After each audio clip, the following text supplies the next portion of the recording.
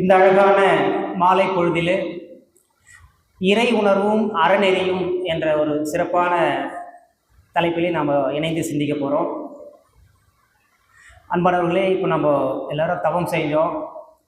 பேராசிரியர் பாரதி அம்மா அவர்கள் மிக சிறப்பாக துரியாதை தவம் ஏற்றினாங்க இல்லையா?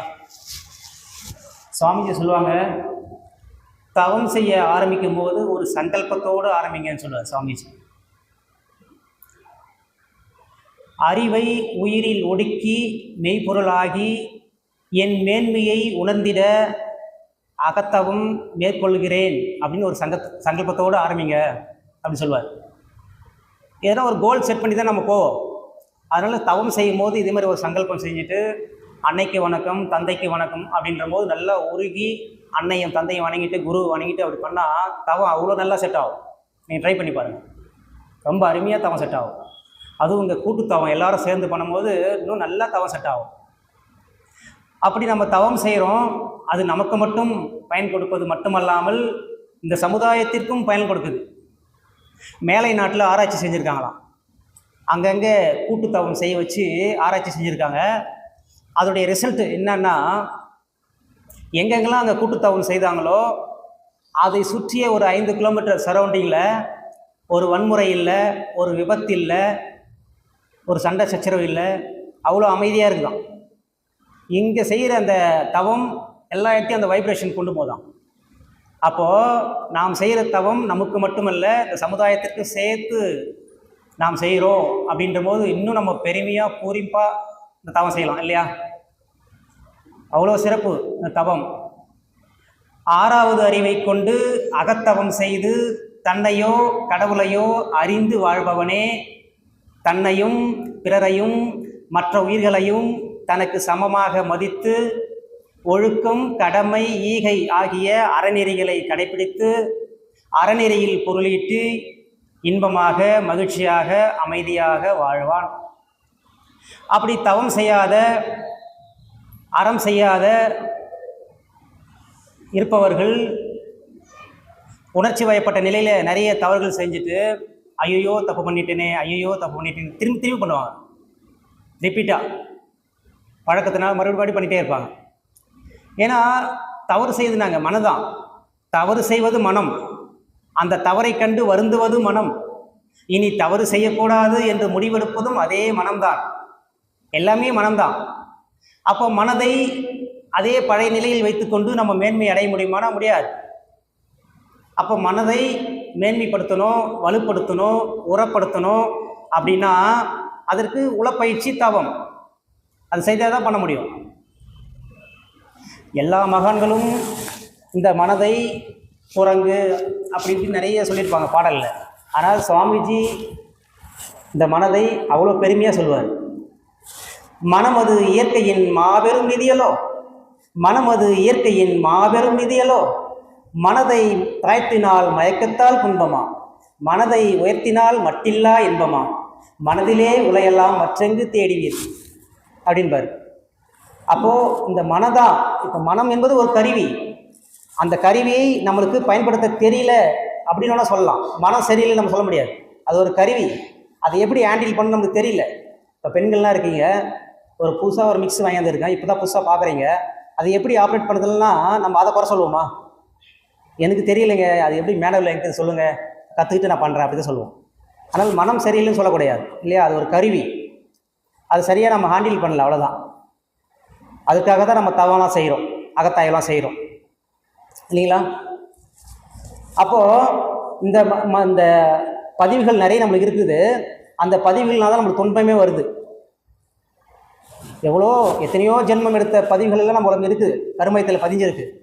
சாமிஜி சொல்லுவாங்க, எத்தனை ஜென்மம் எடுத்த அந்த பதிவுகள் இருந்தாலும் இந்த ஒரு பிறப்பிலேயே நம்ம அனைத்தும் தவம் செய்து அறம் செய்து போக்கிக் கொள்ளலாம், உரிமை அடையலாம், இறைநிலை உணரலாம் அப்படி சொல்லியிருப்பார் சுவாமிஜி. அப்போது மனிதன் அந்த காலத்தில் ரொம்ப கஷ்டப்படுறாங்க. எது இன்பம்னா என்ன, துன்பம்னா என்ன, இறைவன்னா என்ன, மனம்னா என்ன, உயிர்னா என்ன தெரியல. அதான் சொல்லுவாங்க,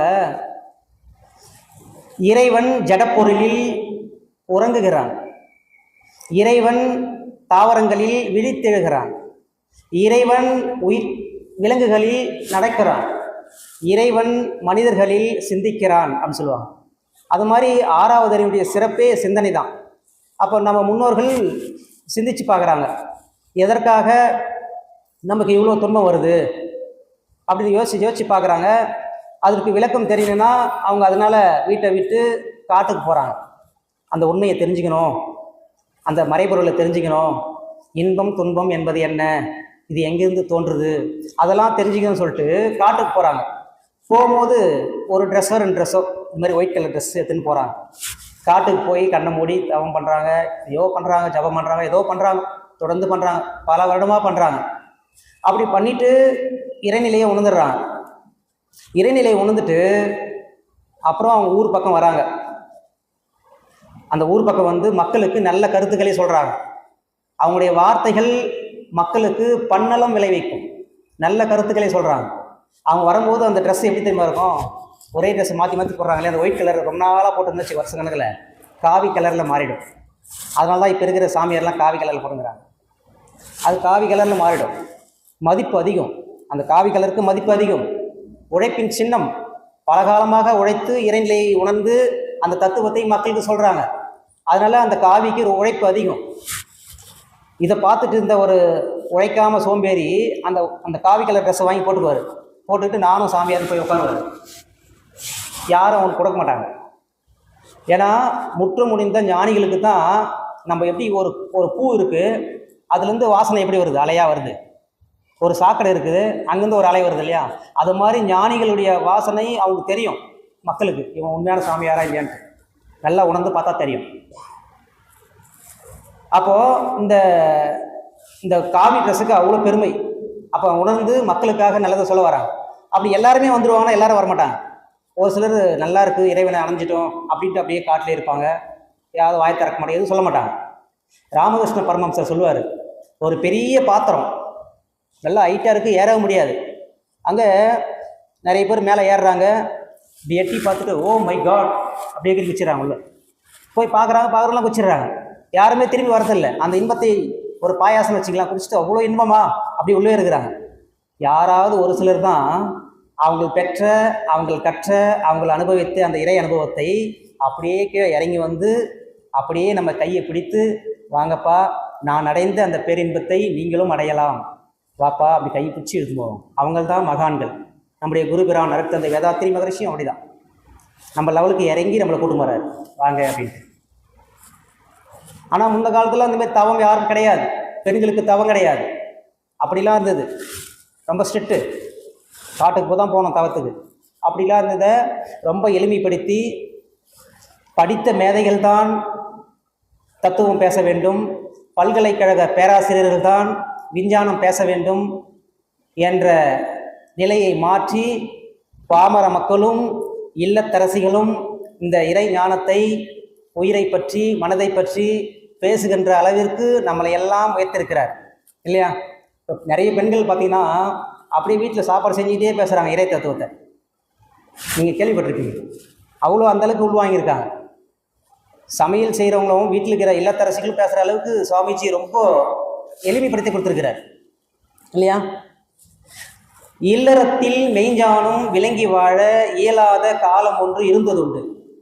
இல்லறத்தை விட்டு பலர் துறவை நாடி எங்கெங்கோ சுற்றி அலைந்தார். அந்நாளில் இல்லறத்தில் கடமை செய்தே தவம் பயின்று இறைநிலையை அறியும் முறை கண்டு கொண்டோம்.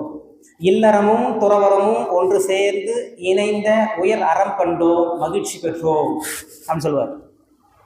அப்போ வீட்டில் இருந்தே தவம் செய்து இறைநிலையை உணரலாம் அப்படின்ற ஒரு எளிமையான ஒரு டெக்னிக்கை சுவாமிஜி கண்டுபிடிச்சு கடைசியாக சொல்கிறார், மகிழ்ச்சி பெற்றோம். அவ்வளோ சந்தோஷப்படுறாரு. ஏன்னா ஒரு புதிய டெக்னிக் கண்டுபிடிச்சிட்டார் இல்லையா, அவ்வளோ சந்தோஷப்படுறார் சுவாமிஜி. இப்போது இந்த மனவளக்கலைக்கு வந்தால் நம்ம உடலுக்கான உடற்பயிற்சி இருக்குது, உயிருக்கான காய்கல்ப பயிற்சி இருக்குது, மனதிற்கான தியான பயிற்சி இருக்கிறது, இறைநிலை உணர்வதற்கு பிரம்மஞான பயிற்சி இருக்குது. ஆழியாரில் இவ்வளோ பயிற்சி இருக்குது இல்லையா. ஆனால் எல்லாருக்குமே அது தெரியுமா? எல்லாருக்குமே இங்கே இருக்குது தெரியாது. ஒருத்தர் ஒரு சுவாமியார்கிட்ட போனாராம், நான் இறைநிலையை பற்றி தெரிஞ்சுக்கணும், வாழ்க்கையை பற்றி தெரிஞ்சுக்கணும் அப்படின்ட்டு போனாராம். சொல்கிறேன் சொல்லிவிட்டு 2 வருஷமாக ஆகிட்டுக்குது. 2 வருஷம் ஆயிடுச்சு, அவர் எதுவுமே சொல்லலை. நீங்கள் இவ்வளோ நாளாக இருக்கிற எதுனா சொல்லுங்கள் அப்படின்னாலாம். அதுக்கு அந்த குரு சொன்னாராம் அவர்கிட்ட, வாழ்க்கைனா சிக்கல், கடவுள் என்பது குழப்பம் அப்படின்னாராம். அப்புறம் இவர் சொல்கிறாராம், இது எனக்கே தெரியுமே, இதுக்காக அவங்ககிட்ட 2 வருஷம் இருந்தேன் அப்படின்ட்டு அதுக்கப்புறம் கிளம்பி வந்து சுவாமிஜி கிட்ட வந்து தீட்சை எடுத்து ஒரு அனுபவமாக சொன்னார். சுவாமி கிட்ட வந்து தீட்சை எடுத்தார். அப்போது எங்கே என்ன பொருள் கிடைக்குது நிறைய பேர் தேடி கண்டுபிடிப்பாங்க, ஒரு சிலருக்கு தெரியாது, எங்கே இருக்குன்னு தெரியாது. தேடுகின்ற பொருள் என்ன, ஏன் நமக்கு, தெரிந்தவர் யார், கிடைக்கும் இடம் எது, இதெல்லாம் நாடுகின்ற வழக்கம் சில பேரை கொள்வார். இப்போ எங்கள் பெல்லில் ஒருத்தர் இருக்கிறார், பெல் டவுன்ஷிப்பில் இருக்கிறோம்ல, அங்கே எங்கள் கூட வேலை செய்கிற ஒருத்தர் இருக்கார் ஒரு வீட்டில். அந்த குழந்தைங்களுக்கு ப்ராஜெக்ட் எதனா கொடுப்பாங்க இல்லைங்களா, எதனா வாங்கணும்னு சொன்னால் அவர் 10-15 கடைக்கு ஏறி இறங்குவார். போய் பார்த்துட்டு எது பெஸ்ட்டு, சீப் அண்ட் பெஸ்ட்டுன்னு போய் அங்கே போய் வாங்கிட்டு வருவார். இந்த பொருளாக அங்கே வாலாஜாவுக்கு போங்க, அது கிடைக்கும். இந்த பொருளாக இங்கே போங்க, வேலூர் சுண்ணாம்பகத்தில் ரொம்ப கம்மியாக இருக்கும் அப்படின்ட்டு எல்லாமே தெரிஞ்சு வச்சுருப்பார் அவர். அது பக்கத்து வீட்டில் ஒருத்தர், ஏன் நம்ம போய் எல்லாத்தையும் அலையணும், அவர்கிட்ட போய் கேட்டால் ஒரே கடை சொல்லிடுவார் இல்லையா, அவர்கிட்ட போய் கேட்டு எல்லாத்தையும் தெரிஞ்சுன்னு வந்துடுவார். நம்ம அலைய தேவையில்லை, அவர்கிட்ட போயிட்டு இந்த கடைக்கு போங்க வாலாஜா, ஸ்ட்ரைட்டாக அப்படியே அங்கே போயிடலாம். நம்ம போய் 5 கடைக்கு போக தேவையில்ல அவரை மாதிரி இல்லையா. அது மாதிரி தேடுகின்ற பொருள் என்ன, ஏன் நமக்கு, தெரிந்தவர் யார், கிடைக்கும் இடம் எது, இதெல்லாம் நாடுகின்ற வழக்கம் சில பேரை கொள்வார். ஞானம் அதை தேடும் சிலர் இதை மறந்து ஓடுகின்றார், ஒருக்கமுடன் தேடுகின்றார். வாடுகின்றார் உளன் வந்து, இருளை தேட விளக்கெடுத்து போவலை போல முரண்பாடன்றோ அப்படின்றார் சுவாமிஜி. இப்போ ஒரு இருட்டு வேணும், நம்ம கையில் ஒரு வெளிச்சத்தை எடுத்து போயிட்டு விளக்கு, இருள் எங்கன்னு தேட்டா எப்படி இருக்கும், அது முரண்பாடு தானே. அது மாதிரி முரண்பாடா இல்லையான்னு கேட்குறாரு சுவாமிஜி. அப்போது இந்த ஞானம் எங்கே கிடைக்குன்னு தெரியத்தே பெரிய விஷயம் இல்லையா. அப்போது ஒரு குரு இல்லாமல் எந்த ஞானத்தையும் பெற முடியாது. குரு இல்லாத வித்தை பாழ்ன்னு சொல்லுவாங்க. அப்போ குரு கிட்ட தான் கற்றுக்கணும். குரு இல்லாமல் எந்த விஷயம் நான் கற்றுக்கவே முடியாது. குரு கிட்ட தான் நம்ம உயிர் உணர்வு பெற முடியும், இறை உணர்வு பெற முடியும். ஒரு காட்டில் ஒரு ஆசிரமம், அந்த ஆசிரமத்தில் ஒரு குரு இருக்கிறாரு, நிறைய சீடர்கள்லாம் இருக்காங்க. அந்த சீடர்களில் ஒரு வந்து அங்கே பொருள்லாம் எங்கேயாவது சத்சங்கம் பேச போனாங்கன்னா அங்கே இருக்கிற பொருளில் ஏதாவது தேடிட்டு வந்துடுவான். அதை பார்த்த ஒரு சீடர்கள் போயிட்டு குருக்கிட்ட கம்ப்ளைண்ட், குருவே அவன் திருடுறான், நம்ம எங்கே போனாலும் சத்சங்கம் போனாலும் அங்கே எதாவது ஒரு பொருள் தேடிட்டு வந்துடுறான் அப்படின்னு சொல்லுவார். உடனே குரு அதை பெருசாக எடுத்துக்க மாட்டார். இறைநிலை பெருசா குரு பெருசா அப்படின்னா இறைநிலையை விட குரு தான் பெருசுன்றாங்க. ஏன் தெரியுமா? செயலிலே விளைவாக தெய்வ ஒழுங்கமைப்பு இருக்க தவறிழுத்து பின் பரமனை வேண்டுதலால் என்ன பயன்? ஒரு தப்பு பண்ணிட்டோம், ஐயோ இறைவா தப்புன்ட்டுனா இறைவன் விடுவாரா? இந்தாம்மா நீ செஞ்ச செயலுக்கு ஏற்ற விளைவு இருந்தா குத்துருவார். பாரபட்சமாக பார்க்க மாட்டார், குத்துருவார். ஆனால் குரு கிட்ட போய் வேணும்னு வச்சுக்க மன்னிச்சிடுவார். அப்போ யார் உயர்ந்தவங்க? இறைவனை விட குரு தான் உயர்ந்தவர். அது மாதிரி அவர் கண்டுக்கவே மாட்டார். அந்த குரு சீடன் திருடுறான் இல்லையா,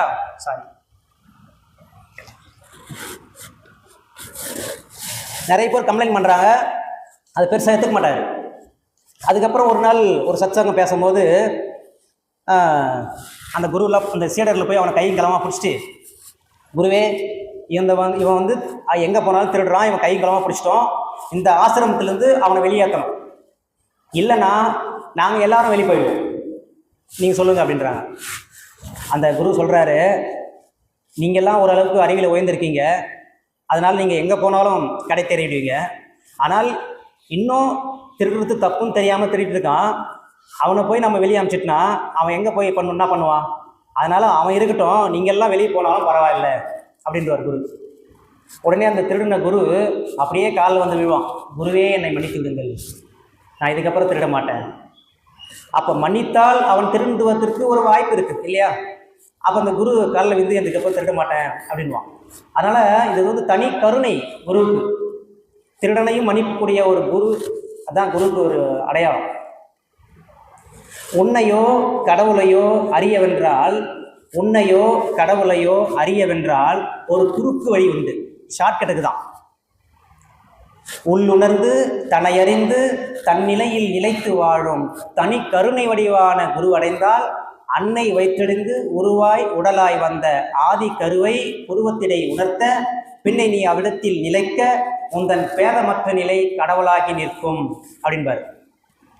அப்போ ஒரு தனி கருணை வடிவான குரு அடைஞ்சு தான் நம்ம உயிரை உணர முடியும் இல்லையா? அப்படிப்பட்ட குருக்கிட்ட தான் நம்ம எல்லாத்தையும் இறை உணர்வாக இருந்தாலும் அறநெறியாக இருந்தாலும் அவர்கிட்ட தான் நம்ம கற்றுக்க முடியும். இறை உணர்வு என்பது உண்மையை உணர்வது, தெய்வத்தை உணர்வது, எல்லாம் அல்ல எங்கும் நிறைந்துள்ள அந்த பரம்பொருள், அந்த பேராற்றல் எங்கும் அதனுடைய செயல்பாடு எப்படி இருக்கிறது என்பதை உணர்வது தான் இறை உணர்வு. அதே சக்தி, அதே இறை சக்தி நம்மில் எல்லோருடையும் நிறைந்திருக்கிறது என்று உணர்ந்து நான் யாருக்கும் கெடுதல் செய்யக்கூடாது, நல்லதையே செய்யணும் அப்படின்ட்டு அவருக்கு ஒத்தும் உதவியும் வாழக்கூடிய ஒரு நெறி இருக்கு இல்லையா, அதுதான் அறநெறி வாழ்க்கை. அப்போது நம்ம 5 புலன்கள் மூலமாக நம்ம ஆற்றல் செலவச்சிட்டே இருக்கோம். இந்த ஆன்ம சக்தி செலவாயிட்டே இருக்குது. அதை ஈடுபடுத்தி கொண்டு அந்த செலவை தடுத்து கட்டுப்படுத்தி கொண்டு ஒரு நெறியாக இருப்பதற்கு இறையோடு இணைந்து பிணைத்து கொண்டு இருக்கணும். எப்பவுமே இறை சிந்தனையாக இருக்கணும். அதுக்குத்தான் இந்த தவம்லாம். எத்தொழிலை செய்தாலும் ஏதவத்தை பட்டாலும் முத்தர் மனம் இருக்கும் மோனத்தை அப்படின்பாங்க. எந்த வேலைலாம் செய்யுங்க. ஒரு வீட்டில் சின்ன குழந்தை அம்மா எல்லா வேலையும் செஞ்சுட்டே இருப்பாங்க. ஒரு கண் அங்கே இருக்கும், ஒரு கண் குழந்தை மேலே இருக்கும். இந்த குழந்தை எங்கே போகுது அப்படின்னு பார்த்துட்டே இருப்பாங்க. உங்களுக்குலாம் அனுபவமாக தெரியும் இல்லையா? இதுதான் நம்ம இந்த உலகியல் வாழ்க்கையில் எதனா ஒரு வேலை செஞ்சுட்டே இருந்தாலும் ஒரு பார்வை இறைவனே நினச்சிட்டு இருக்கணும். ராமகிருஷ்ண பரமஹம்சர் சொல்லுவார், ஒரு கையில் இந்த உலகியல் வாழ்க்கையை பிடிச்சிக்கங்க, ஒரு கையில் இந்த இறைவனை பிடிச்சிக்கங்க. அப்போது ஒரு காலம் வரும்போது இந்த உலகிய வாழ்க்கையை விட்டு இறைவனையே பிடிச்சிக்கன்னு சொல்லுவார். அது மாதிரி எத்தொழிலை செய்தாலும் ஏதவத்தை பட்டாலும் முத்தர் மனம் இருக்கும் மோனத்தை. இப்போ அந்த காலத்திலலாம் பெண்கள் குளத்தில் போய் தண்ணி எடுத்துகிட்டு வருவாங்க. தண்ணி எடுத்துகிட்டு வரும்போது தலையில் வச்சுட்டு கையெல்லாம் பிடிக்க மாட்டாங்க. அப்படியே ஊருக்கு அதெல்லாம் பேசிட்டு அந்தே வருவாங்க. அப்போ ஒரு கண் ஃபுல்லாக அங்கே தான் இருக்கும், சாயாமல் பார்த்துக்குவாங்க. ஆனால் பேசிட்டே வருவாங்க. அது மாதிரி அந்த இறை சிந்தனையோடு நம்ம எந்த வேலை செய்தாலும் அந்த இறை சிந்தனையோடு நம்ம இருக்கணும் அப்படின்னு சொல்லுவாங்க. அப்படி இருந்தால் நான் ஏற்கனவே சொன்ன மாதிரி 5 புலன்கள் மூலமாக ஆற்றல் போகுது இல்லையா, அதெல்லாம் நம்மளுக்கு சரியாயிடும். அன்பு ஊறும், அறிவு கூர்மை பெறும், வாழ்வு வளம் பெறும். அப்போது அவ்வளோ நன்மைகள் இருக்குது இதில். அப்போ அந்த ஆன்மீக அறிவு கிடைக்கலன்னா என்ன ஆகும்? இந்த உயிர் உணர்வு, அந்த ஆன்மீக கல்வி மக்களுக்கு கிடைக்கலன்னா என்ன ஆகும் தெரியுமா? மக்களுக்குள்ள மக்கள் போட்டி புரட்சி அதெல்லாம் வரும். இறை உணர்ந்து அறமாற்றி எல்லோரும் வாழ்ந்தால் ஏழ்மை ஏது, பஞ்சமகா பாதகங்கள் ஏதுன்னு ஒரு மகரிஷி. இறை உணர்ந்து அறமாற்றி எல்லோரும் வாழ்ந்தால் ஏழ்மை ஏது, பஞ்ச பாதகங்கள் ஏது அப்படின்பாரு. அப்போ இறை உணர்ந்துட்டா அன்பும் கருணை வந்துடும், எல்லாருக்குமே நன்மை செய்வாங்க இல்லையா? அப்போது எந்த பிரச்சனையும் ஏழ்மையே இருக்காது, நாட்டில் எந்த உலகத்துலேயும் இருக்காது அந்த மாதிரி. அப்புறம் பஞ்சமகா பாதங்கள் என்று சொல்லக்கூடிய பொய், களவு, சூது, கற்பழிப்பு, கொலை இதுவும் எங்கேயும் நடைபெறாதுன்னு சொல்லுவார் சுவாமிஜி. ஒரு மும்பையில் கொஞ்ச நாளைக்கு முன்னாடி கேள்விப்பட்டிருக்கீங்களா, தாஜ் ஹோட்டலில் பாம்பு வச்சாங்க இல்லையா? அந்த பாம்பு வச்சுன்னு கூப்பிட்டு கேட்டாங்களாம், ஏன் பாம்பு வச்ச அந்த தாஜ் ஹோட்டல்னு கேட்டாங்களாம். அவன் சொல்லியிருக்கான் ஒரு திடுக்கிடும் தகவல், நான் மும்பையிலே உணவே இல்லாமல் வீதியாக தெரிஞ்சிருந்தேன், எனக்கு யாருமே உணவு கொடுக்கல, ஒரு கும்பல் வந்தாங்க, எனக்கு உணவு கொடுத்தார்கள், எனக்கு தேவையானதை எல்லாம் கொடுத்தாங்க, நான் அதுக்கு கைமாறாக என்ன செய்யணும் அப்படின்னு கேட்டேன், அந்த ஹோட்டலில் போய் பாம்பு வைன்னு சொன்னாங்க, வச்சுட்டேன். அப்போது அந்த சமுதாயத்தில் ஒரு உயிர் உணர்வு பெற்றிருந்தால், அந்த ஒருவேளை சாப்பாடு அவனுக்கு கொடுத்திருந்தால் அவ்வளோ பெரிய சேதம் அவன் நடந்திருக்குமா? அதுதான் ஆன்மீக அறிவு இருக்கணுன்றது சமுதாயத்தில் இல்லையா? அப்போது அந்த அறிவினுடைய வளர்ச்சி இல்லை மக்களுக்கு, அதனால் தப்பு பண்ணிடுறாங்க. சாப்பாடு கொடுத்ததுக்காக யாரா பாம்பு வைப்பாங்க? அறிவினது வளர்ச்சி இல்லா மக்களுக்கு அவசிய தேவை பொருட்கள் கிடைக்காவிட்டால் நெறி தவறி செயல் விளைக்கும் துணிவு உண்டாம். இப்போ அவசியமான பொருள் என்னது? உணவு. உணவில்லாத வாழ முடியுமா? இப்போ சின்ன குழந்தை சாப்பாட்டுக்கே வழி இல்லை, அது என்ன பண்ணும்? பிச்சை எடுக்கும்.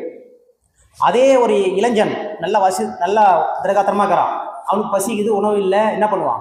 ஃபீட் பேக்கெட் அடிப்பான், கொலை கூட பண்ணுவான் இல்லையா? அதுதான் சொல்கிறாரு, அறிவினது வளர்ச்சியில்லா மக்களுக்கு அவசிய தேவை பொருட்கள் கிடைக்காவிட்டால் நெறி தவறி செயல் விளைக்கும் துணிவு உண்டாம். நில உலகில் இந்த நிலை மீற மீற பெரும் துன்பம் வரும்வார். அப்போ வறியோர் கல்லார் என்றே இல்லாவாறு வாழ்வதற்கு திட்டமிட்டு நலனை காண்போம் அப்படின்பாரு. அப்போ இதெல்லாம் நம்ம சரி பண்ணாதான் இந்த துன்பம் கலையும். அதை விட்டு அவன் தப்பு பண்ணிட்டான், பிடிச்சி ஜெயிலில் போடுங்க, ஜெயிலில் போட்டால் சரியாயிடுமா, இன்னொருத்த தப்பு பண்ண போகிறான். அதோடைய ரூட் காஸ், அதோடைய ஆணி வேறு என்ன, அதை பார்த்து கலையணும் இல்லையா? அப்போ தான் அது சரி வரும், இல்லைன்னா வராது. அப்போது இந்த ஆன்மீக கல்வி வந்து ரொம்ப ரொம்ப முக்கியம். இறை உணர்வு என்பது ரொம்ப ரொம்ப முக்கியம். அற வாழ்க்கை என்பது ரொம்ப ரொம்ப முக்கியம். இப்போ நம்ம முதல்நிலை அகத்தாய்வில் வாழ்வின் நோக்கம் வாழ்க்கை தத்துவமும் ஒரு சப்ஜெக்ட் படிச்சிருப்போம் இல்லையா? அதில் வாழ்க்கை தத்துவம் அப்படின்றது எத்தனை இருக்குது? 5, 10, 5, 12? கன்ஃபார்மா? தேவைகள் 3, காப்பு 3, அறநெறி 3, அறிவு நிலைப்படிகள் 3, மொத்தம் 12 இருக்குது இல்லையா? அப்போ தேவைகள் 3, காப்பு 3ம் விலங்குகளுக்கும் மனிதர்களுக்கும் பொது. அறநெறி 3ம் அறிவு நிலைப்படி 3ம் இந்த 6ம் மனிதர்களுக்கு மட்டும்தான் இல்லையா? உலகினிலே வாழும் உயிரினங்கள் எல்லாம் ஓரறிவு முதல் 6 அறிவுக்குள்ளாம். இந்த உலகத்தில் வாழற எல்லா உயிருமே ஓரறிவிலிருந்து 6 அறிவுக்குள்ள. வேற எதுனா இருக்குதா? உலகினிலே வாழும் உயிரினங்கள் எல்லாம் ஓரறிவு முதல் 6 அறிவுக்குள்ளாம். பலவும் ஒளி, ருசி, மனம், ஊறு என்ற பஞ்ச உணர்ச்சிகளுக்குள் அடங்கினாலும் நலம் தீது காரணங்களுள் உணரும் யூக நல்லாற்றல் எனும் 6ஆம் அறிவு மட்டும் நிலம் மீது மாந்தர்க்கே உரிதாம். இதனால் நிறை ஒழுக்கம் ஞானம் இவை மனிதருக்கேயாம். இப்போ 5 அறிவு விலங்குகளுக்கு வரைக்கும் இயற்கை வளங்களை உள்ளது உள்ளவாறவே அனுபவிச்சுட்டு செத்து போயிடும். ஆனால் 6வது அறிவாகிய நாம இயற்கை வளங்களை வாழ்வின் வளங்களாக உருமாற்றி தரமாற்றி அழகுபடுத்தி அனுபவிக்கிறோம் இல்லையா? எத்தனை வகையான உணவு வகைகள், எத்தனை வகையான வாழ்க்கை அனுபவங்கள் அனுபவிச்சிருக்கோம் இல்லையா? ஆனால் நிறைவு ஏற்படுச்சானு இல்லை, இன்னும் வேணும் ஓடிட்டே தான் இருக்கும் இல்லையா? இது எவ்வளோ அறியாமை, ஒரு நிறைவே வரல. எவ்வளோ இப்போ சம்பாரிச்சாலும் இன்னும் கொஞ்சம் சம்பாதிக்கலாமான்னு தான் தோணுது இல்லையா? அந்தளவுக்கு மயக்கத்தில் இருக்கிறோம் நம்ம. அப்போது இந்த அறநெறி 3, அறிவு நிலைப்படிகள் 3 இருக்கு இல்லையா? இதுதான் இறை உணர்வும் அறநெறியும் சாமிஜி கொடுத்துருக்குது. இப்போது அறிவு நிலைப்படிகளில் மொத்தம் 3 இருக்கு இல்லையா? ஃபஸ்ட்டு நம்பிக்கை, பக்தி மார்க்கம். நம்பிக்கை என்பது பக்தி மார்க்கம். ஆரம்பத்தில் பெரியவர்களுடைய சொல் கேட்டு அப்படியே நடப்பாங்களா குழந்தைகள், அதான் பக்தி மார்க்கம். இங்கே போயிட்டு இந்த கோயிலுக்கு இத்தனை சுற்றினா சுற்றணும் இல்லையா? அதில் அவங்க கேள்வியெலாம் கேட்க முடியாது, அவங்க என்ன சொல்கிறாங்களோ அப்படியே ஃபாலோ பண்ணணும், நம்பிக்கையாக இருக்கும். ஒரு கங்கையில் ஒரு வயசானவங்க தவறி விட்டாங்க, யாருன்னா காப்பாற்றினா எல்லாம் வந்தாங்க. அப்போ அவங்க மேலே இருந்தவர் சொன்னார், அவங்கள போய் காப்பாற்றுறதுக்கு யாருமே பாவம் பண்ணாதவங்க யாரோ அவங்க தான் போய் காப்பாற்ற முடியும். யாராவது பாவம் பண்ணிங்க போய் அவங்க தொட்டிங்கன்னா நீங்களும் சேர்த்து இறந்துருவீங்க அப்படின்ட்டாங்க. எல்லாம் அப்படியே நிற்கிறாங்க. ஐயோ இதனடா வம்பா போச்சு, எல்லாம் நிற்கிறாங்க கரையிலே. ஒரே ஒரு இளைஞர் மட்டும் எகிரி குச்சி அவனை காப்பாற்றிட்டு வந்துட்டான் வயசானவங்களை. அப்புறம் அவங்க கேட்குறாங்க, நீ எதுவுமே பாவம் பண்ணலையா, எப்படி நீ குச்சி காப்பாற்றின அப்படின்னு கேட்குறாங்க. அதுக்கு அவன் சொல்கிறான், நான் பாவம் பண்ணனா பண்ணலையான்னு எனக்கு தெரியல, ஆனால் கங்கையில் குளித்தா பாவம் போகும் சொல்கிறாங்க, நான் குதிச்சா என் பாவம்லாம் போயிடுச்சுன்னு வந்துடுறாங்க. அப்போ அந்தளவுக்கு நம்பிக்கை, எவ்வளோ நம்பிக்கை தான் அப்படி நான் செய்ய முடியும் இல்லையா? அந்த நம்பிக்கை தான் பக்தி மார்க்கத்துக்கு. பெரியவர்கள் சொல் கேட்டு சிறியவர்கள் அப்படியே செய்வாங்க. குழந்தைகளும் போதிய அறிவு வளர்ச்சி பெறாதவர்களும் அதை பிடித்து கொண்டு அதன் வழியே அது ஒரு மார்க்கம், பக்தி மார்க்கம் போகிறோம். நம்ம சின்ன வயசில் அதுதான் தேவை இல்லையா? நரகம் சொர்க்கம்லாம் சொல்லி வச்சாங்க. நரகத்துக்கு போனால் நான் தப்பு பண்ணோம், நரகத்தில் போயிட்டு எண்ணெய் செட்டில் வரிப்பாங்க இல்லையா? அப்படி பயமுத்துனாங்க. அதே நீ நல்லது பண்ண, நல்லா ரொம்ப ஊர்வசி டான்ஸ் பார்க்கலாம், சொர்க்கத்துக்கு போகலாம், எல்லாமே கிடைக்கும், அப்படி ஆசை காட்டினாங்க. அப்போது நம்முடைய முன்னோர்கள் அச்சமூட்டியும் ஆசை காட்டியும் தடை விதித்தும் அனுமதி அளித்தும் இதே மாதிரி ஒரு நல்ல விஷயங்களை செஞ்சாங்க, சொர்க்கம் நரகம்ட்டு. இப்போ போயிட்டு சொன்னால் விஞ்ஞானம் வளர வளர என் பையன்கிட்ட சொல்கிறேன், இதெல்லாம் தப்பு பண்ணுனா எண்ணெய் செட்டில் போட்டு வறுப்பாங்கடா நரகத்தில் அப்படின்றேன். என் பையன் கேட்குறான், நீ போய் பார்த்துட்டு வந்தியாப்பா அப்படின்னு கேட்குறான். நம்ம போய் பார்த்துட்டு வந்து சொல்ல முடியும்? விஞ்ஞானம் அந்தளவுக்கு வளர்ந்துச்சு. அப்போது இந்த பக்தி மார்க்கம் அடிபட்டு போயிடுச்சு. அப்போ பக்தி மார்க்கத்துலேயும் நம்பிக்கை இல்லை, ஞான மார்க்கம் மறைமுகமாக இருக்கிறது. அதனால இந்த சமுதாயம் சிக்கலை ஏற்றுக்கொண்டது இல்லையா? இப்போ ஒரு ஒரு ஒரு அப்பா வந்து ஒரு மகளை கோயிலுக்கு கூட்டு போனார். கோயிலுக்கு கூட்டு போனோடனே அங்கே ஒரு கோயிலில் ஒரு சிங்கத்தரோட சிலை இருக்குது. அந்த பெண் சொல்கிற அப்பா கிட்ட, அப்பா சிங்கம்பா சிங்கம்பா அப்படின்னு பயப்படுறா. அதுக்கு அப்பா சொல்கிறாரு, அது சிங்கம் இல்லை, கல், அமைதியாவா அப்படின்றாரு. அப்புறம் கோயில் உள்ள வரிசையில் போகிறாங்க, உள்ளே போகிறாங்க. மூலஸ்தானில் போயிட்டு அந்த குழந்தைகிட்ட சொல்கிறாரு, பொண்ணுக்கிட்ட, சாமி கும்பிடுமா அப்படின்றாரு. அந்த சாமி இப்போ எட்டி பார்த்துட்டு, அப்பா அது சாமி இல்லைப்பா, கல்லுப்பா அப்படின்ட்டு. உனக்கு வந்தால் ரத்தம், எனக்கு வந்தால் தக்காளி சட்னின்ற மாதிரி. அப்போ என்ன பண்ணுறது? அப்போ அதுக்காக தான் இந்த யூகத்தால் சாமி சொல்லுவாங்க, யூகத்தால் சிவநிலையை உணர முடியாதவருக்கு உருவ வழிபாட்டு முறையை உளமறிந்தோர் கற்பித்தார் அப்படின்பாங்க. அந்த எல்லாம் வல்ல அந்த பரம்பொருள் சுத்தவெளி எல்லையற்றது, தனக்கூமை இல்லாதான்னு சொல்லுவார் திருவள்ளுவர். தனக்கூமை இல்லாதான்னா இவன் முன்சாமி மாரி இருப்பான், இவன் கந்தசாமி மாரி இருப்பான், நான் கம்பேர் பண்ணுறேன் இல்லைங்களா? இறைநிலையை எதோட கம்பேர் பண்ண முடியாது. அதே மாதிரி ஒரு பொருள் இருந்தால் தானே கம்பேர் பண்ண முடியும். அது எல்லையற்ற நீக்கமர நிறைந்திருக்கிறது. வற்றாயிருப்பு, பேராற்றல், பேரறிவு, காலம், வளம் நான்கும் ஒன்றிணைந்த பெருவெளி. அது எதோடு ஒப்பிட முடியாது. தனக்குமே இல்லாதான் இல்லையா? அதனால மக்களுக்கு சொல்லி புரிய வைக்க முடியாது. அப்போ யூகத்தால் சிவநிலையை உணர முடியாதவருக்கு உருவ வழிபாட்டு முறையை உளமறிந்தோர் கற்பித்தார். ஒரு உருவத்தை வரைஞ்சி சாமி மாரி கும்பிடு. நம்ம அந்த சிலையை, கல் சிலையை கும்பிட்டாலும் நம்முடைய அறிவு தான் கும்பிட்றோம். கல் சிலை தான், நம்ம தான் செதுக்கிறோம். ஆனால் அங்கே போய் சாமி பார்த்தோம்னா என்ன பண்ணுறோம்? கண்ணை முடிக்கிறோம். கண்ணை முன்னு அந்த உருவம் தெரியுது இல்லையா? பகவானுடைய உருவம் தெரியுது இல்லையா? கடவுளை வணங்கும் போது கருத்தினை உற்றுப்பார், கடவுளே கருத்தாய் நிற்கும் காட்சியை காண்பாய் அங்கே அப்படின்பார். எதை வணங்கினாலும் நம்முடைய அறிவை தான் வணங்குறோம் இல்லையா? அதனால தான் இந்த இறை வணக்கத்தில் சுவாமிஜி சொல்லுவாங்க, உடல் நலம், அறிவோடு செல்வம், கீர்த்தி. கீர்த்தி தான் ஒரு பெண்ணோட பேர் இல்லை, புகழ். கீர்த்தினா புகழ். உடல் நலம், அறிவோடு செல்வம், கீர்த்தி, ஒழுக்கம், வீரம், அழகு, காதல், ஞானம், கடமையுணர்வு இவை பெற்று இனிது வாழ கருத்துயர்த்த நினைத்த முன்னோர் உடல் நலம் முதலான ஆற்றலெல்லாம் ஒன்றிணைத்து உருவமைத்து நம்புவதற்கு கடவுள் கதைகள் பலவும் கற்பித்தார்கள். கருத்துயர்ந்தோர்க்கு இச்சடங்கு தேவையில்லை அப்படின்றார். அப்போது அந்த மனிதர்கள் வேறுபாடு ஏன் ஒரு தலைப்பு இருக்கு இல்லையா? அதில் 7 சம்பத்தை சொல்லுவார் சுவாமிஜி. ஒருத்தருக்கு அதிகமாக இருக்கும், ஒருத்தருக்கு கம்மியாக இருக்கும். அதெல்லாம் ஈக்குவல் பண்ணுறது, பேலன்ஸ் பண்ணுறதுக்காக தான் இது மாதிரி ஒரு உருவம்லாம் வச்சு நம்மளுக்கெல்லாம் சொல்லி கொடுத்தாங்க. அப்போ நம்ம கருத்து உயர்ந்துச்சுன்னா, எல்லாம் அந்த பரம்பொருள் தெரிஞ்சிச்சுன்னா, அதுக்கப்புறம் இதெல்லாம் தேவையில்லை. தேவையில்லாத சடங்கு முறை தேவையில்லைன்றார். ஒரு ஆசிரமத்தில் ஒரு குரு இருக்கிற சத்சங்கம் நடக்குது. இங்கே தவம் நடக்கும்போது ஒரு பூனை குட்டி வந்து டிஸ்டர்ப் பண்ணிட்டே இருக்குது. அப்போ என்ன பண்ணுறாரு? தவம் டிஸ்டர்ப் ஆகுதுன்ட்டு அந்த பூனையை பிடிச்சி அந்த கம்பத்தில் கட்டு அப்படின்றார். ஒரு சீடர் போயிட்டு அந்த கம்பத்தில் கட்டுறாரு. இப்படியே பல நாள் போகுது. அதுக்கப்புறம் அந்த குரு காலம் சமாதி ஆயிடுறாரு. அதுக்கப்புறம் அந்த சீடர்களில் ஒருத்தர் குரு ஆயிட்டாரு. அந்த பூனை இறந்து போச்சு. அந்த புதுசாக வந்தார் இல்லையா சீடர், இந்த குரு ஆகிறார் இல்லையா, அவர் என்ன சொல்கிறாரு? தவம் ஸ்டார்ட் ஆக போகுது. இப்போ தவம் ஆரம்பிக்கும் போது அந்த பூனையை கட்டணும்ல, உங்களுக்கு தெரியாதா? எங்கேயாவது போய் பூனை பிடிச்சி வந்து கட்டுங்க அப்படின்றாரு. அந்த பூனை எதுக்காக கட்டினாங்க? தவம் டிஸ்டர்ப் ஆகாதுன்னு கட்டுறாங்க. ஆனால் இவர் என்ன பண்ணுறாரு? தவம் பண்ணும்போது பூனையை கட்டணும்.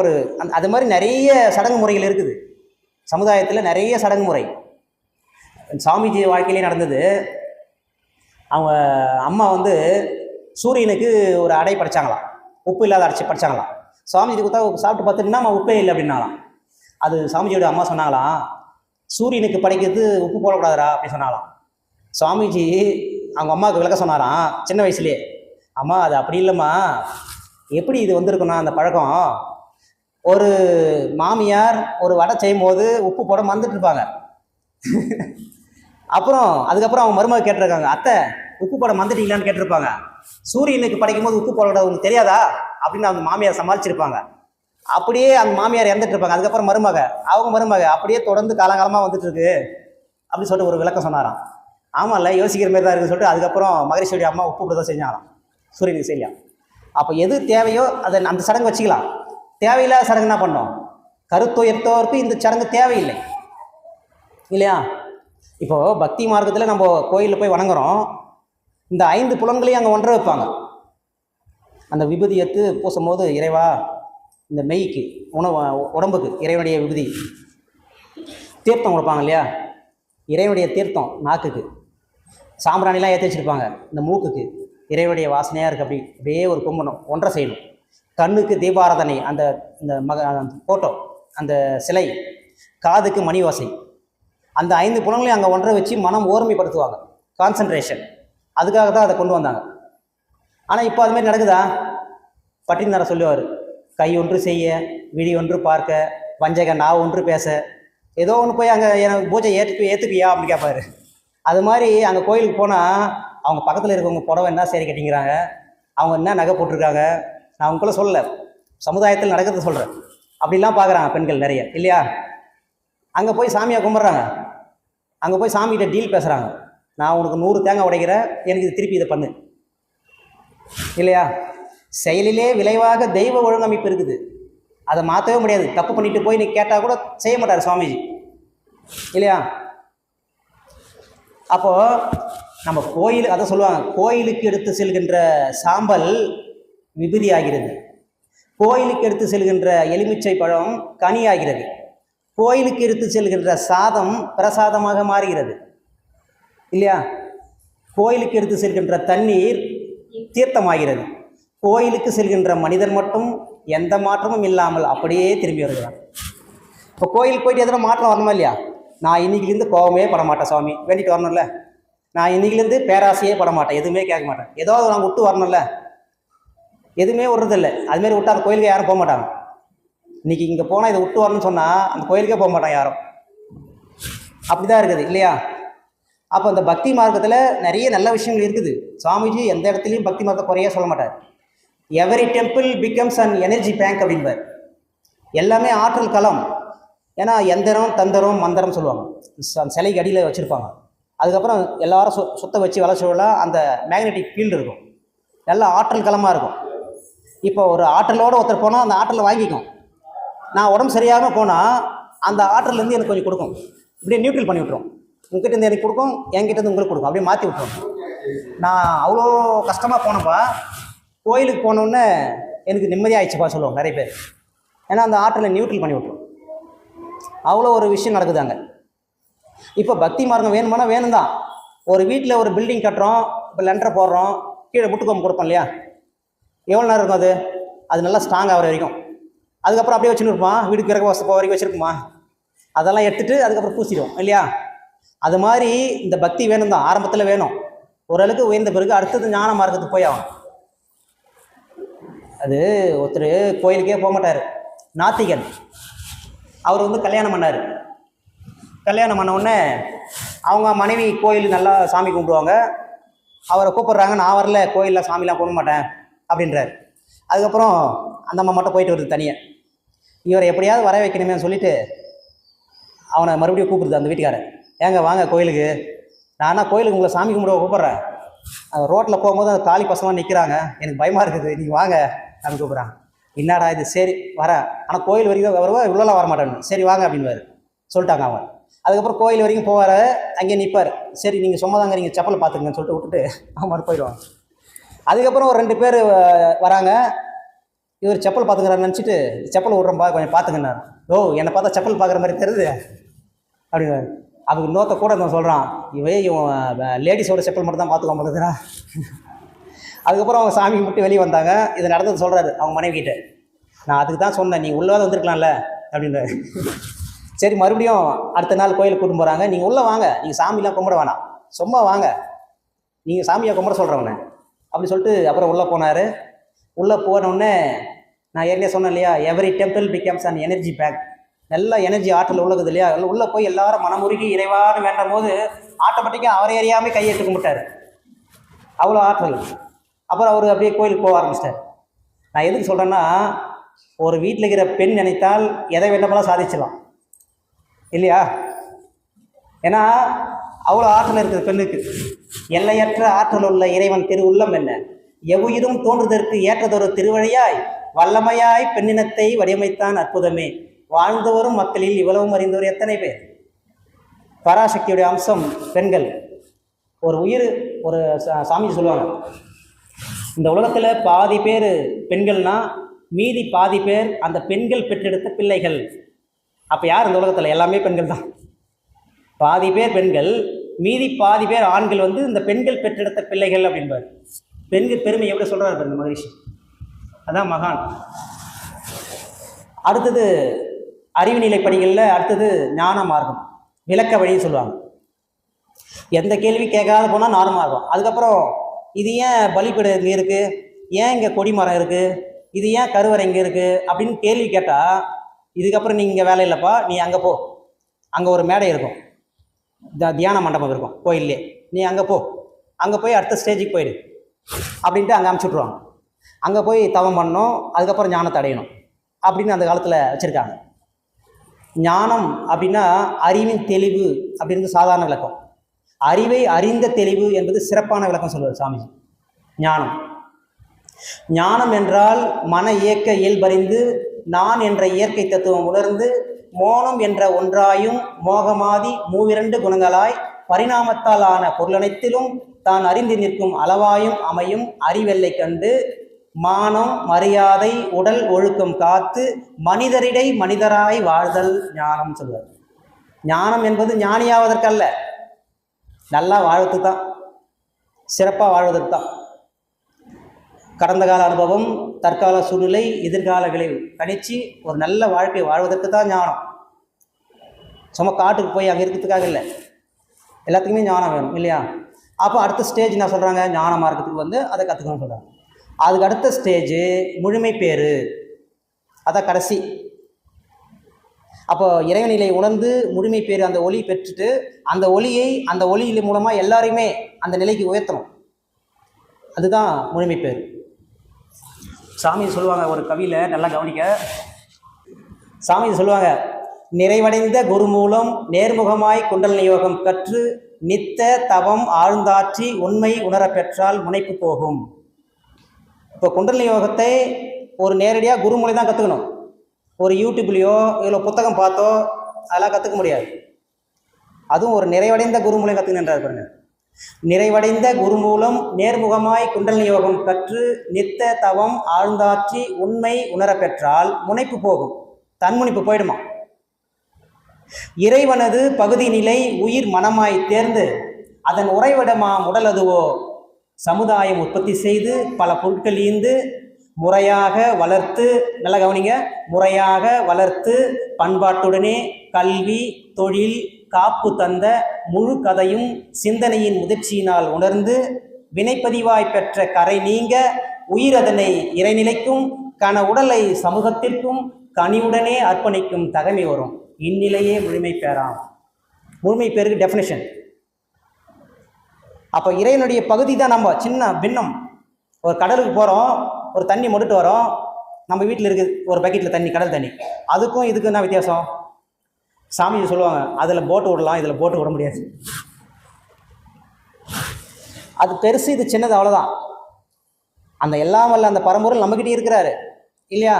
அப்போ இறைவனே நானாக வந்திருக்கிறேன் அப்படி உணர்ந்துட்டு இந்த சமுதாயம்தான் எனக்கு கல்வி தொழில் பாதுகாப்பு எல்லாம் தருது, உணவு கொடுக்குது, உடை கொடுக்குது, எல்லாமே கொடுக்குது இல்லையா? அப்போ இந்த சமுதாயத்தை நான் திருப்பி செய்யணும். சும்மா போனால் போதும் செய்யக்கூடாது, கனிவுடனே செய்யணும், அர்ப்பணித்து செய்யணும். அப்படி செய்யும்போது அதுதான் முழுமை பேருன்றார் சாமிஜி.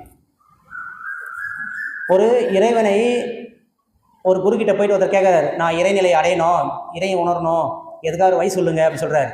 அதுக்கு குரு அந்த சீடனுக்கு ஒரு கதை சொல்கிறார். அவர் என்ன சொல்கிறாரு, ஒரு ஒரு ராஜா ஒருத்தன் போய் பார்க்கறதுக்கு ரொம்ப ட்ரை பண்ணுறான், பார்க்க முடியல. ஒரு பெரிய ராஜா இல்லையா, கிட்டேயே நெருங்க முடியல, பார்க்கவே முடியல. அப்போ என்னடா பண்ணுறது, ஒன்றையும் பார்க்க முடியலையே அப்படின்ட்டு ஒருத்தர்கிட்ட போய் கேட்டார். அவர் ஒரு ஐடியா சொன்னார், நீ இதுமாரி பண்ணுப்பா, நீ ராஜா பார்க்கலாம் அப்படின்னாரு. சரின்னு சொல்லிவிட்டு என்ன செய்யலைன்னா, அந்த ஊரில் இருக்கிறவங்க எல்லாருக்கும் எதனா ஒன்று நல்லது செஞ்சுட்டே இருக்கணும். அந்த ராஜாவும் அதானே செய்கிறாரு, அந்த மக்களுக்கு தேவையானது எல்லாம் செஞ்சுட்டே இருக்கிறாரு. இது ஒற்றன் மூலமாக தகவல் அங்கே ராஜாவுக்கு போகுது, யாரோ ஒருத்தங்க இருக்கிறாமே அவன் எல்லாமே செஞ்சுட்டே இருக்கிறான் நிறைய விஷயம் அப்படின்னு சொன்னோடனே அந்த ராஜாவுக்கே பார்க்கணுன்னு ஆசையாகுது. ஒரு படத்தில் சொல்லுவாங்க, யார் யா இவர், எனக்கே பார்க்கணும் போல இருக்குதுன்னு ஒரு படத்தில். அது மாதிரி அந்த ராஜாவுக்கு இவனை பார்க்கணுன்னு ஆசை, இவ்வளோ நல்லது செய்கிறானே யாரும் தெரியலன்னு சொல்லிட்டு பார்க்கலான்னு அந்த ராஜாவே அவன் வீட்டுக்கு யாருப்பா நீ தான் நல்லது செய்றியா சொல்லிட்டு பார்க்க வந்தார். இப்போ அந்த குரு சொல்கிறாரு, அந்த ராஜா தான் இறைநிலை. அந்த ஒருத்தன் செஞ்சான் இல்லையா, ஒரு நல்ல விஷயம் செஞ்சான்ல, அவன் தான் நீ. நீ இறைவனை தேடி போக தேவையில்ல. இறைவன் செய்கின்ற அந்த நல்ல காரியங்களை நீ செய், அந்த இறைவனே உன்னால வருவான். அது மூலயமா விளக்குறார். அப்போ அந்த இறைநிலையை உணர்ந்தா அன்பும் கருணையும் ஆட்டோமேட்டிக்காக ஊற்றெடுக்கும். அன்பும் கருணையும், இறைவனுடைய தன்மையே அன்பும் கருணையும் தான். அன்பு சகலத்தையும் தாங்கும், அன்பு சகலத்தையும் விசுவாசிக்கும், அன்பு சகலத்தையும் சகிக்கும், அன்புக்கு பொறாமை இல்லை, அன்பிற்கு தற்பெருமை இல்லை. அதான் மகரிஷி சொல்லுவாங்க, அறிந்தது சிவம், மலர்ந்தது அன்பு. சிவத்தை அறிந்தால் அன்பு ஆட்டோமேட்டிக்காக வரும். இதைத்தான் திருமந்திரம் சொல்கிறது, அன்பும் சிவமும் இரண்டென்பார் அறிவிலார், அன்பே சிவமாவது யாரும் அறிகிறார் அப்படின்பார். அப்போ அன்பு வேற, சிவம் வேற இல்லை. அன்பு, மகரிஷி சொல்லுவாங்க, அன்பு அப்படின்னா ஒரு உதாரணம் சொல்லுவார். ஒரு மாமரத்தில் மாங்காய் தொங்கிட்டு இருக்கு பிஞ்சு இல்லையா, அது கீழே விழாமல் இழுத்து பிடிச்சிருக்கு இல்லையா அந்த காம்பு, அதுதான் இழுத்து பிடிச்சிருக்கு தான் அன்பு. அந்த காம்பு வழியாக அவனுக்கு தேவையான அந்த ரசாயன தண்ணி என்னென்ன ஓனமோ எல்லாத்தையும் கொடுக்குது இல்லையா, ஆற்றல் எல்லாத்தையும் கொடுக்குது இல்லையா, அதுதான் கருணை. இழுத்து பிடித்து வைத்திருப்பது கருணை, அதுக்கு தேவையானதெல்லாம் கொடுப்பது கருணை. இந்த உலகம் 1000 மைல் வேகத்தில் சுற்றிட்டு இருக்கு, நம்மளை இழுத்து பிடிச்சிட்டு இருக்கு.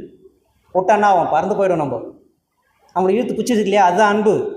நமக்கு தேவையான உணவு தானியங்கள் இயற்கையாக எல்லாமே கிடைக்குது இல்லையா, கொடுக்குது இல்லையா, அதுதான் கருணை. அன்பும் கருணையும் இயல்பாக வரும்.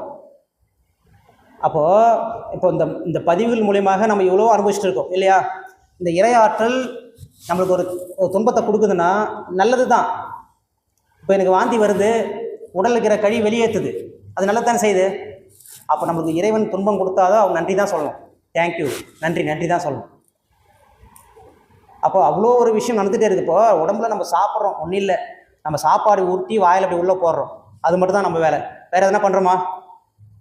அந்த சாப்பிட்ற சாப்பாடு ரசமாக, இரத்தமாக, சதையாக, கொழுப்பாக, எலும்பாக, மஜ்ஜையாக, கடைசியாக 7வது தாது விந்துநாதமாக மாற்றக்கூடிய செயலை யார் செய்யுது?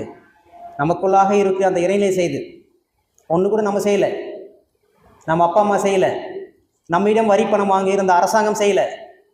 அந்த இறையாற்றல் நமக்குள்ளாக அந்த உள்ளுறுப்புகள் மூலமாக அறிவாக செய்து கொண்டிருக்கிறது. அதை எதுவும் டிஸ்டர்ப் பண்ணாமல் இருந்தால் போதும், அதுவாறு செஞ்சுட்டே இருக்கும் இறையாற்றல். அப்போ இந்த இறையாற்றல் ஒவ்வொரு செயலையும் நீங்கள் பார்க்கலாம். அந்த இறையாற்றலை நல்லா சிறப்பாக செஞ்சுட்டு இருக்கும். ஒரு பையனுக்கு 25 வயசு, கல்யாணம் பண்ணோம். கல்யாணம் பண்ண உடனே வானத்துலேருந்து தொப்புன்னு விழுந்துருமா சுடிதார் போட்டுன்னு ஒரு பொண்ணு. அவன் எப்போ பிறகுறானோ அதுக்கப்புறம் ஒரு 5 வருஷம் கழிச்சு ஆட்டோமேட்டிக்காக ஒரு பொண்ணு, எங்கேயோ ஒரு பொண்ணு, அவருக்கு ஏற்ற ஒரு கருமையம் உருவாகும், அது வளர்ந்து வரும். அதுக்கப்புறம் எங்கெங்கேயோ போய் தேடுவாங்க, இந்த ஊரில் தேடுவாங்க, அந்த ஊரில் தேடுவாங்க. அதெல்லாம் ஒரு மகரிஷி சொல்ல ஒரு ட்ராமா மாரி நடக்கும். வரும் கடைசியில் இந்த கருமையத்துக்கு ஒத்த கருமையம், இந்த பாவப்பதிவு இருக்குது, இதுக்கு அதே ஒத்த கருமையம் எங்கே இருக்கோ தேடி அதுக்கு வரனா வந்து அமையும். அது தெரியாமல் என்னை மதுரையில் கேட்டாங்க, மாயவரத்தில் கேட்டாங்க இல்லையா, யாருக்கு எங்கேயோ இறைவன் போட்ட முடிச்சு. ஆனால் யாரோ ஒரு மூலயமா இந்த புரோக்கர் பார்த்தாரு, இவர் பண்ணார், அவர் பண்ணார் நம்ம சொல்லுவோம். அது ஒரு ட்ராமா மாரி நடக்கும், அவ்வளோதான். ஒத்தது கருமையும், ஒத்தது இருக்கும். அந்த கருமையத்துக்கு ஏற்ற கருமையம் தான் வரும். அப்போது இறையாற்றல் ஒவ்வொரு செயலிலும் பார்த்தா அது சிறப்பாக அது செஞ்சுட்டே தான் இருக்குது, நம்மளுக்கு தெரியல. அப்போ அந்த பதிவுகள் மூலயமா தான் நம்ம வாழ்க்கையை வாழதே, அந்த பதிவுகள் மூலயமா தான். திருமூலர் சொல்லுவார் திருமந்திரத்தில், திளைக்கும் வினைகடல் தீர்வுரு தோணி இழைப்பினை நீக்க இருவழி உண்டு, கிளைக்கும் தனக்கும் அக்கேடில் முதல்வன் விளைக்கும் தவம் அறம் மேற்றுணையாமே. அதுதான் சொல்லுவார். அப்போது நம்ம வினைக்கடல், இந்த பாவப்பதிவு கடலில் இருக்கிறோம் இல்லையா, அதை தீர்ப்பதற்கு 2 வழி தான். ஒன்று தவம், இன்னொன்று அறம். இதை தான் மகரிஷியும் சொல்லுவார். தவமுறையும் அறநிறையும் பற்ற பெற்ற தருக்கென்ற தன்முனைப்பு குன்றி போகும், பவவினைகள் புதிது எழா, முன்னம் செய்த பதிவுகளும் போகும், மறைபொருளும் காணும். சிவநிலையை ஜீவனிலே உணர்ந்து கொண்டால் சிறுமை தரும் மனமயக்கம் மாயையது, எவரெனினும் இவ்வழியாலன்றி உய்ய வேறு வழி ஏது உலகில் எண்ணிப்பாரி. அவர் சொன்னதை அப்படியே திருப்பி போட்டார். அங்கே கடைசியாக தவம் அறம் மேற்றுணையாமேன்னாரு திருமந்திரத்தில்.